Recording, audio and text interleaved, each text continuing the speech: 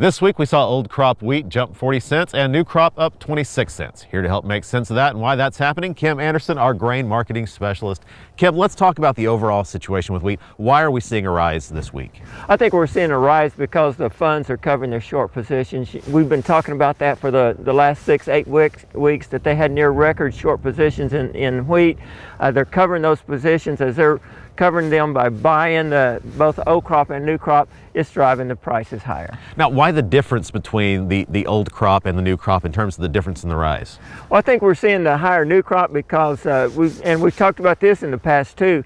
Wheat's being used as an ethanol in the ethanol plants. There's some concern in the market about the relatively tight wheat stocks moving into that. Plus, wheat exports have been good over the last month or so. All right, now talking about the crop in the field right now, you've been making some calls around the state, trying to get a handle on condition and where we can go from here. Tell us what you found. Well, I did a very unscientific survey. I called elevator managers from all across Oklahoma and just asked them the question, based on what you know right now and today's conditions, what percent of average do you think you're going to take in at harvest?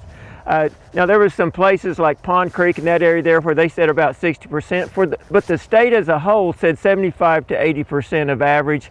Some places they're looking at average and some lower than that, but right now, if you had to guess, I'd say 75 to 80% of an average Oklahoma wheat crop. And all dependent on weather, of course. All depending on the weather. And you know, one elevator manager and plant and soil scientist told me that, you know, given today's conditions, 80%, but that's assuming that we're going to continue to get moisture. He says that he's got wheat that's stressed right now. He thinks it's going to get warmer.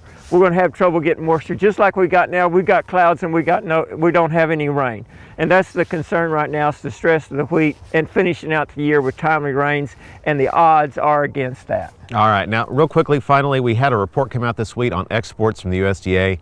What do we see in there?